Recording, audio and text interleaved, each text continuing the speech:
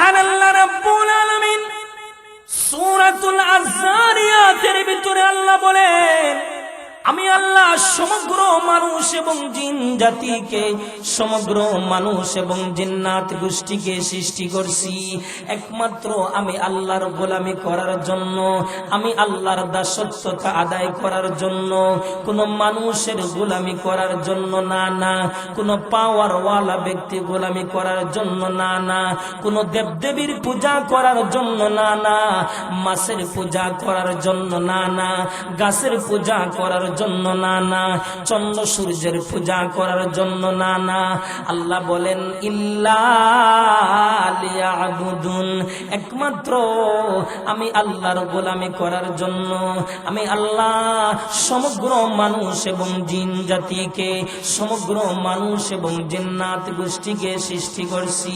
এমনই ভাবে মহান আল্লাহ রাব্বুল আলামিন সূরাতুল আসরের ভিতরে আমার আল্লাহ সমগ্র মানুষ সম্পর্কে মন্তব্য করেছেন, সমগ্র মানুষ অত্যন্ত ক্ষতিগ্রস্ত।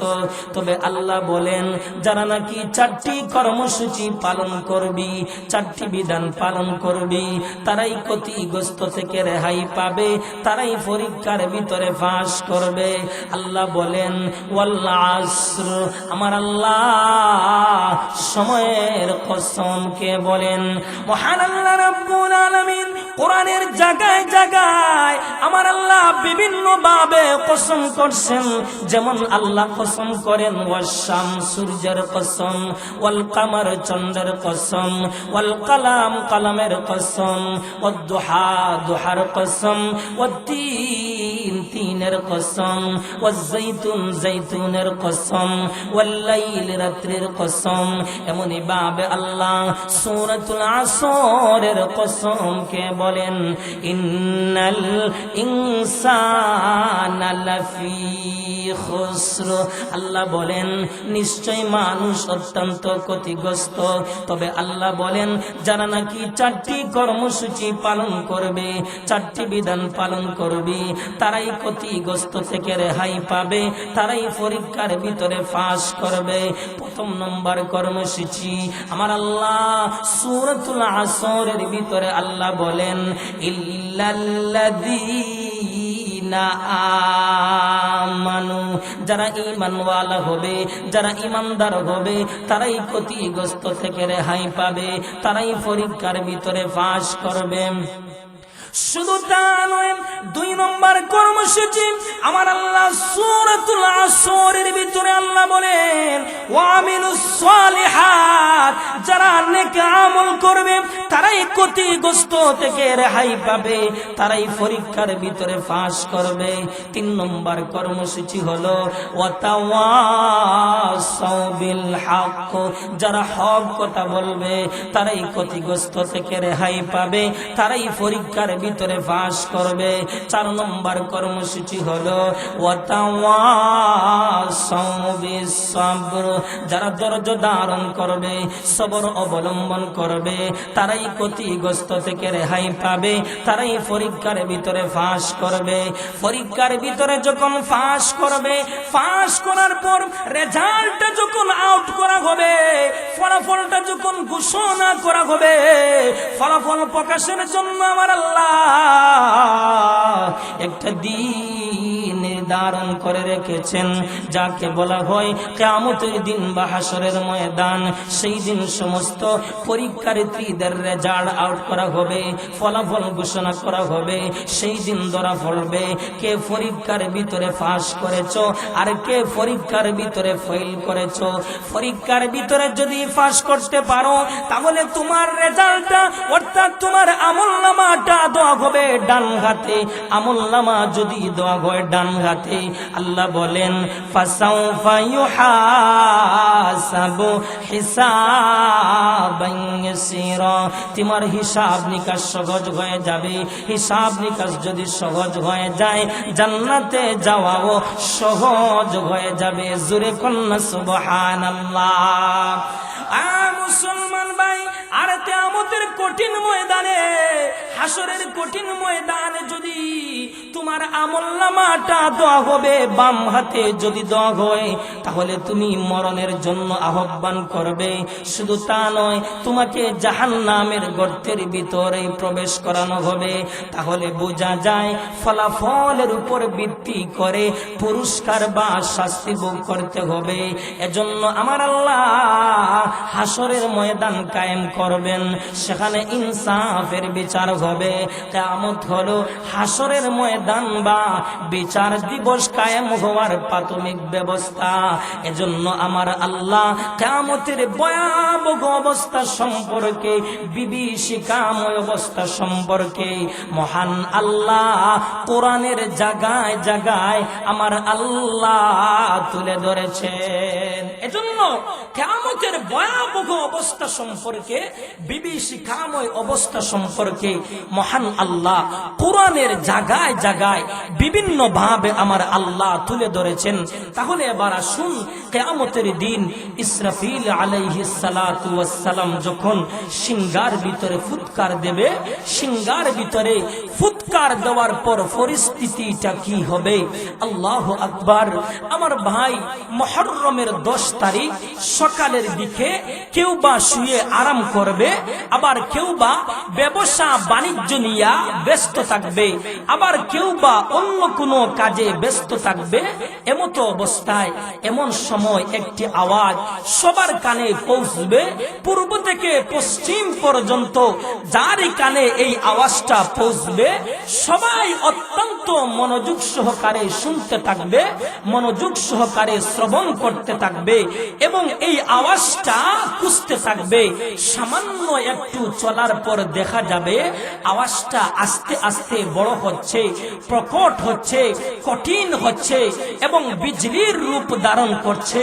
আমার ভাই, হতে হতে আওয়াজটা এত বড় হবে, এত প্রকট হবে, সমস্ত প্রাণী ওই আওয়াজের প্রকটতা সহ্য করতে না পারে, সমস্ত প্রাণী মৃত্যুর কুলে ঢলে পড়বে আর আসমানকে চূর্ণ বিচূর্ণ করে ফেলবে। তা হবে ইসরাফিল আলাইহিস সালাতু ওয়াস সালামের সিংহার আওয়াজ। আমার ভাই, এই ইসরাফিল যে সিংহার ভিতরে ফুৎকার দেবে, এবার আসুন ইসরাফিলের সিংহার আকৃতিটা কেমন হবে, সিংহার ধরনটা কেমন হবে, সিংহার ভিতরে ছিদ্র থাকবে কেমন।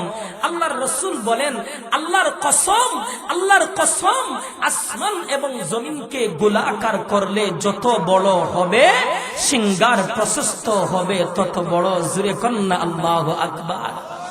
শুধু তা নয়, রাসূল বলেন পৃথিবীতে যত প্রাণ এসেছে বা আসবে তার সংখ্যার সমান ছিদ্র রয়েছে সিংহায়। এমনই ভাবে আসমান এবং জমিনকে গোলাকার করলে যত বড় হবে তত বড় স্থান রয়েছে সিংহার মাঝখানে, সিংহার মধ্যখানে ইসরাফিল আলাইহিস সালাতু ওয়াস সালামের মুখ সেখানেই রাখা আছে। আমার ভাই, এই ইসরাফিল সিংহার ভিতরে 3 বার ফুঁক দেবেন। কয়বার? 3 বার ফুঁক দেবেন। প্রথমবার ইসরাফিল সিংহার ভিতরে ফুৎকার দিবেন ভয় সৃষ্টি করার জন্য। দ্বিতীয়বার ইসরাফিল আলাইহিস সালাতু ওয়াস সালাম সিংহার ভিতরে বাঁশি বাজাইবেন বেহুশ করার জন্য। তৃতীয়বার ইসরাফিল আলাইহিস সালাতু ওয়াস সালাম সিংহার ভিতরে ফুৎকার দেবেন মহান আল্লাহর দরবারে একত্রিত হওয়ার জন্য, সমবেত হওয়ার জন্য। আমার আল্লাহ ইসরাফিলকে যতক্ষণ পর্যন্ত দ্বিতীয় ফুকের অর্ডার না করবেন, দ্বিতীয় ফুকের আদেশ না করবেন, ততক্ষণ পর্যন্ত প্রথম ফুক অব্যাহত থাকবে, বন্ধ হবে না।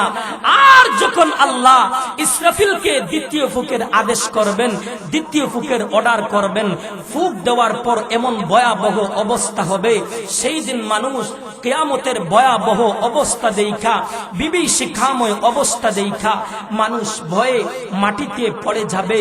মায়েরা তাদের দুগ্ধপুষ্য শিশুর কথা ভুলে যাবে, ভয়ে গর্ভবতী নারীর গর্ভপাত হয়ে যাবে, কিশোর যুবকরা বৃদ্ধ হয়ে যাবে। শয়তান আত্মরক্ষার জন্য এদিক সেদিক পলায়ন করার চেষ্টা করবে। কিন্তু ফেরেশতারা তাদেরকে প্রহার করে ফিরে আনবে। আর জমিনের দিকে তাকাইলে দেখা যাবে জমিন ফাইটা খান খান হয়ে যাচ্ছে, টুকরা টুকরা হয়ে যাচ্ছে, দুলির সাত হয়ে যাচ্ছে। আসমানের দিকে নজর করলে দেখা যাবে আসমানের কোন অংশ উঠছে, নক্ষত্রগুলা চিটকে পড়ছে, চন্দ্র এবং সূর্যের আলো নিভে যাচ্ছে। এজন্য মহান আল্লাহ সূরাতুল ইনফিতারের ভিতরে আল্লাহ তুলে ধরেছেন, ইদাস সামাউ ফাতারাত ওয়া ইদাল কাওয়াকিবু তাতারাত ওয়া ইদাল বিহারু ফুজ্জিরাত ওয়া ইদাল কুবুরু বু'থিরাত। আল্লাহ বলেন ইদাস সামাউ ফাতারাত, যখন আকাশটা বিদীর্ণ হয়ে যাবে, ওয়া ইদাল কাওয়াকিবু তাসারাত, এবং নক্ষত্র সমূহ ঝরে পড়বে, ওয়া ইদাল বিহারু ফুজ্জিরাত, এবং সমুদ্রকে উত্তাল করে তোলা হবে, ওয়া ইদাল কুবুরু বু'থিরাত, এবং কবর সমূহ উন্মোচিত হবে। আমার ভাইয়েরা, শুধু তা নয়, কিয়ামতের ভয়াবহ অবস্থা সম্পর্কে, বিভীষিকাময় অবস্থা সম্পর্কে আমার আল্লাহ তাম বিশ্বের মানুষদেরকে, তাম দুনিয়ার মানুষদেরকে সতর্ক এবং সাবধান কইরা স্মরণ করে জানিয়ে দিয়েছেন। এজন্য মহান আল্লাহ মহাগ্রন্থ আল কোরআনুল কারীমের ভিতরে আল্লাহ বলেছেন, ইয়া আইয়ুহান নাসুত্তাকু রাব্বাকুম ইন্না জালজালাতাস সাআ জালজালাতাস সাআতি শাইউন আযীম। এজন্য মহান আল্লাহ রাব্বুল আলামিন তাম বিশ্বের মানুষদেরকে, তাম দুনিয়ার মানুষদেরকে আমার আল্লাহ সতর্ক এবং সাবধান কইরা স্মরণ করে জানিয়ে দিয়েছেন। আল্লাহ বলেন, ইয়া আইয়ুহান নাস, ও মানুষ, ইত্তাকু রাব্বাকুম, তোমরা আমি আল্লাহকে ভয় করো। ভয় করার কারণ কি? ভয় করার কারণ হলো ইন্না জালজালাতাস সাআতি শাইউন আযীম, নিশ্চয় কিয়ামতের প্রকম্পন একটু ভয়ঙ্কর ব্যাপার। শুধু তা নয়, আয়াতের দ্বিতীয় অংশের ভিতরে আল্লাহ বলেন, ইয়াউমা তারাউনাহা তাযহালু কুল্লু মুরদিআতিন আম্মা আরদাআত ওয়া তাদউ কুল্লু যাতি হামলিন হামলাহা ওয়া তারান নাস সুকারা ওয়া মা হুম বিসুকারা। আয়াতের দ্বিতীয় অংশের ভিতরে আল্লাহ বলেন, তোমরা সেই দিন প্রত্যক্ষ করে দেখবে স্তন্যপায়ী মহিলারা তাদের দুগ্ধ পুষ্য শিশুর কথা ভুলে যাবে, বয়ে গর্ভবতী নারীর গর্ভপাত হয়ে যাবে। ওয়াতারান নাস সুকারা ওয়া মা হুম বিসুকারা, এবং মানুষ দেখবে তুমি মাতাল, অথচ তারা মাতাল নয়। আল্লাহ বলেন, ওয়ালাকিন্না আযাবাল্লাহি শাদীদ, আমি আল্লাহর আযাব বড় শক্ত আযাব, আমি আল্লাহর আযাব বড় সুমহান আযাব। আমার ভাইয়েরা, শুধু তা নয়, কিয়ামতের ভয়াবহ অবস্থা সম্পর্কে মহান আল্লাহ রাব্বুল আলামিন সূরাতুল কিয়ামার ভিতরে আল্লাহ বলেন, ফাইদা বারিকাল বাসারু ওয়া খাসাফাল কামারু ওয়া জুমিআশ শামসু ওয়াল কামার। আল্লাহ বলেন, যেদিন দৃষ্টি চমকে যাবে আর চন্দ্র জ্যোতিহীন হয়ে যাবে এবং চন্দ্র সূর্যকে একত্রিত করা হবে। অন্যত্র আছে মানুষ তখন বলা বলি শুরু করবে, আজকে পালাবার জায়গা কোথায়? তখন জবাব আসবে, আজকে পালাবার কোনো জায়গা নেই, আজকে পালাবার কোনো সুযোগ নেই, আজকে পালাবার কোনো ব্যবস্থা নেই। আমার ভাইয়েরা, শুধু তা নয়, কিয়ামতের ভয়াবহ অবস্থা সম্পর্কে মহান আল্লাহ রাব্বুল আলামিন আমার তেলাওয়াতকৃত আয়াতে কারিমার ভিতরে আল্লাহ বলেন, ইদা জুলজিলাতিল আরদু জিলজালাহা ওয়া আখরাজাতিল আরদু আথকালাহা ওয়া ক্বালাল ইনসানু মা লাহা ইয়াউমাইযিন তুহাদ্দিসু আখবারাহা। আল্লাহ বলেন, নবী গো স্মরণ করুন সেই সময়ের কথা। কোন সময়ের কথা? উযকুর ইদা জুলজিলাতিল আরদ, কিয়ামতের আগে যখন জমিন ফাটবে। শুধু তা নয় নবী গো, জিলজালাহা, ফাটার মতো ফাটবে গো নবীজি। যখন জমিন ফাটবে তখন জমিন তার বোঝা বের করে দেবে। ওয়া আখরাজাতিল আরদু আথকালাহা, জমিন তার বোঝা বের করে দেবে, জমিন তার গোপন গর্ত প্রকাশ করে দেবে। জমিনের ভিতরে কোন দিন কোন জায়গার ভিতরে পাপাচার করেছো, গুনাহের কাজ করেছো, জিনা বেবিচার করেছো, সবগুলা জমিন প্রকাশ করে দেবে। এমনি অবস্থায় মানুষ বলবে, ওয়াকালাল ইনসানু মা লাহা, মানুষ বলবে আজকে জমিনের কি হলো? জমিন কেন কম্পন সৃষ্টি হলো? জমিন কেন তার বোঝা বের করে দিল? জমিন কেন তার গোপন তত্ত্ব প্রকাশ করে দিল? আল্লাহ বলেন, ইয়াউমা ইযিন তুহাদ্দিসু আখবারাহা, কিয়ামতের দিন জমিন তার খবর বর্ণনা করে দেবে। জমিনকে আমার আল্লাহ মুহাদ্দিস বানিয়ে দেবে। যেমন ভাবে মুহাদ্দিসিনে কেরাম হাদিস বর্ণনা করেন, ঠিক তেমনি ভাবে আল্লাহ জমিনকে মুহাদ্দিস বানিয়ে দেবে। আমার আল্লাহ জমিনকে কথা বলার যোগ্যতা দান করবেন, বাক শক্তি দান করবেন। আমার ভাইয়েরা, শুধু তা নয়, কিয়ামতের দিন মহান আল্লাহ সমস্ত অঙ্গ প্রত্যঙ্গ গুলাকে মহান আল্লাহ কথা বলার যোগ্যতা দান করবেন, বাক শক্তি দান করবেন। এমনি অবস্থায় হাত বলবে অমুক জিনিস চুরি করেছিলাম, ঠোঁট বলবে হারাম জিনিস চুম্বন করেছিলাম, কান বলবে হারাম জিনিস শুনেছিলাম, পা বলবে হারাম কাজের ভিতর অগ্রসর হয়েছিলাম, লজ্জাস্থান বলবে হারাম কাজের ভিতরে লিপ্ত ছিলাম।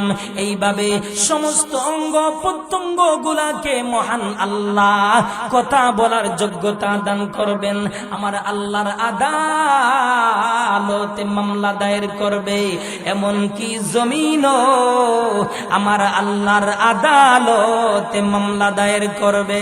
আমার ভাইয়ের, শুধু তা নয়, কিয়ামতের দিন ইসরাফিল যখন সিংহার ভিতরে বাঁশি বাজাইবে, আল্লাহ বলেন, ওয়ানুফিখা ফিস-সূর ফাসাইকা মান ফিস-সামাওয়াতি ওয়া মান ফিল আরদি ইল্লা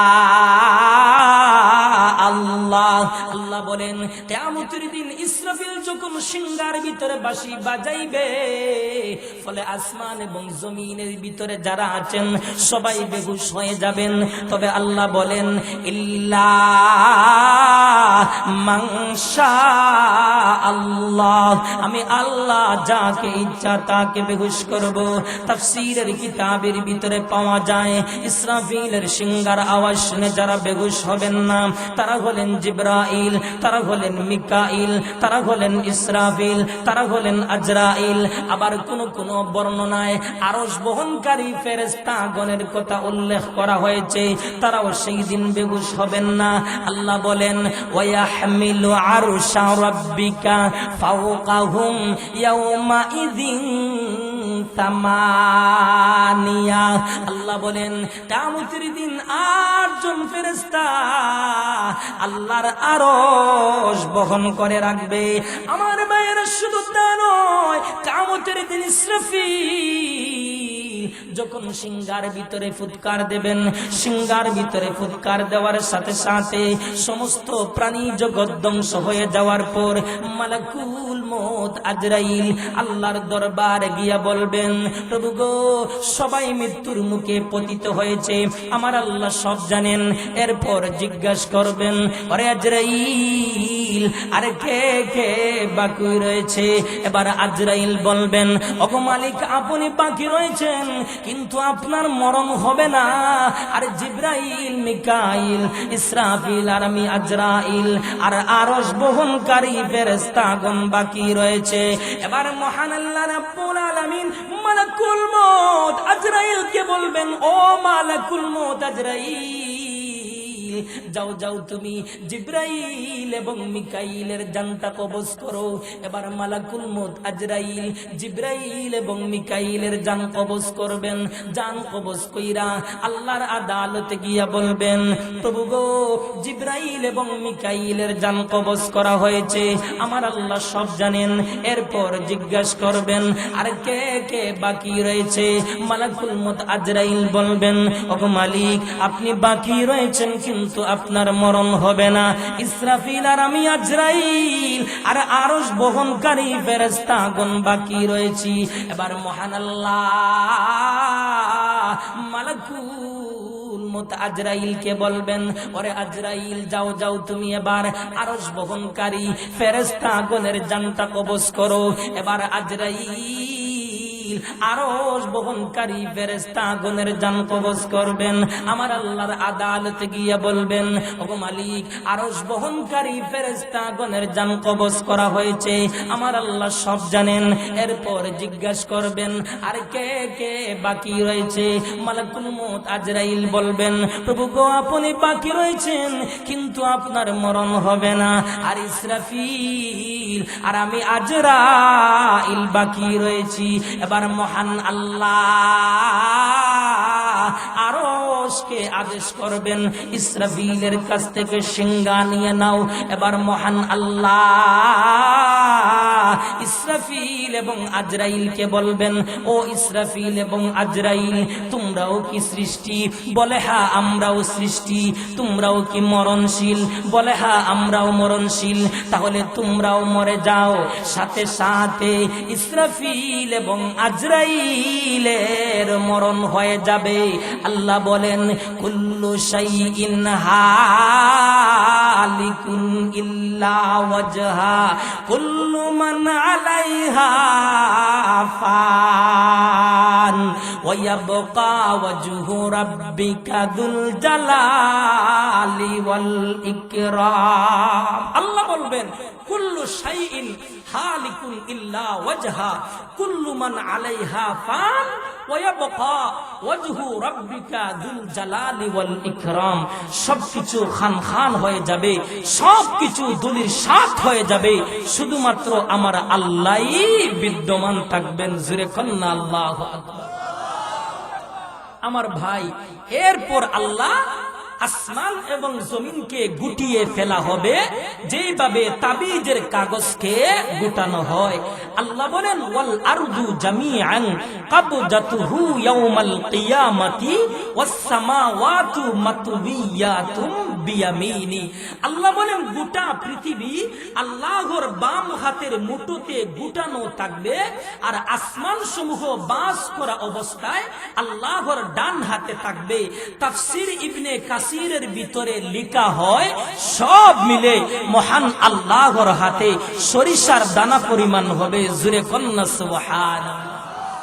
আমার ভাই, পৃথিবী এবং আসমানকে এইভাবে তিনবার গুটানো হবে আর তিনবার খোলা হবে। আমার আল্লাহ নিজেই ঘোষণা করবেন, লিমানিল মুলকুল ইয়াউম, আজকের ওই রাজত্ব কার? তখন কেউ কোনো জবাব দেবে না, আমার আল্লাহ নিজেই জবাব দেবেন, লিল্লাহিল ওয়াহিদিল কাহ্হার, আজকের ওই রাজত্ব একমাত্র আমি আল্লাহর। জোরে কন্না আল্লাহু আকবার। আমার ভাইরা, কিয়ামতের দিন আমার আল্লাহ সমগ্র পৃথিবীকে আল্লাহর বাম হাতে আর আসমান সমূহ বাস করা অবস্থায় আল্লাহর ডান হাতে আইনা বলবেন, আনাল মুলক, আজ আমি বাদশাহ। অতঃপর কেউ কোনো জবাব দেবে না। আল্লাহ বলবেন, আইনাল জাব্বারুন ও আইনাল মুতাকাব্বিরুন, আজ প্রতাপশালীরা কই রে, আজ দাম্ভিকরা কই, অহংকারীরা কই। তখন কেউ কোনো জবাব দেবে না, আমার আল্লাহ নিজেই জবাব দেবেন, আল ইয়াউমা তুজজা কুল্লু নাফসিন বিমা কাসাবাত লা যুলমাল ইয়াউম ইন্নাল্লাহা সারিউল হিসাব। আজ প্রত্যেক প্রাণীর তার কৃতকর্মের প্রতিদান দেওয়া হবে। লা যুলমাল ইয়াউম, কোন ধরনের কোন জুলুম করা হবে না, কোন ধরনের কোন নির্যাতন করা হবে না। আমার ভাইয়েরা, সেই দিন হাসরের ময়দানে এমন ভয়াবহ অবস্থা হবে। হাসরের ময়দানে মানুষ কিন্তু লাইন দইরা, সফ দইরা, সারিবদ্ধ হইয়া, খালি গায়ে, খালি পায়ে, খালি হাতে আল্লাহর সামনে উপস্থিত হবে। আল্লাহ বলেন, ওয়ারিদু আলা রাব্বিকা সাফা লাকাদ জিতুমুনা কামা খালাকনাকুম আউওয়ালা মাররা। হাসরের ময়দানে মানুষ আল্লাহর সামনে সব দইরা, লাইন দইরা, সারিবদ্ধ হইয়া আল্লাহর সামনে উপস্থিত হবে। আমার আল্লাহ সমস্ত হাসরবাসীকে লক্ষ্য কইরা বলবেন, প্রথম সৃষ্টির সূচনা যেইভাবে হয়েছিল, আজ তোমরা আবার সেইভাবে আমার সামনে উপস্থিত হয়েছ। আমার ভাইয়েরা, আম্মাজান আয়েশা বলেন, আল্লাহর রাসূল বলেছেন, হাসরের ময়দানে মানুষ খালি গায়ে, খালি পায়ে, খালি হাতে, খতনাবিহীন আল্লাহর দরবারে উপস্থিত হবে।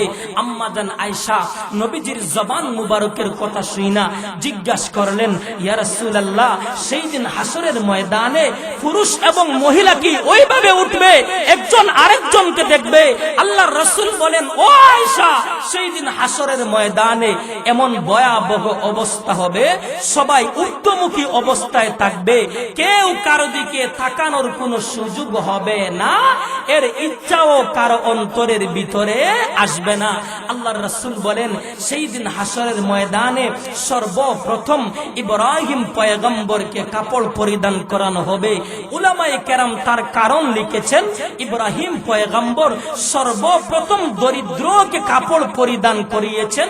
আবার কেউ কেউ বলেন যে নমরুদ গোষ্ঠী ইব্রাহিম পয়গম্বরকে উলঙ্গ কইরা আগুনের ভিতরে নিক্ষেপ করেছিল, সেহেতু ইব্রাহিম পয়গম্বরকে সর্বপ্রথম কাপড় পরিধান করাইয়া সম্মান প্রদর্শন করানো হবে। জোরে কন্না সুবহানাল্লাহ।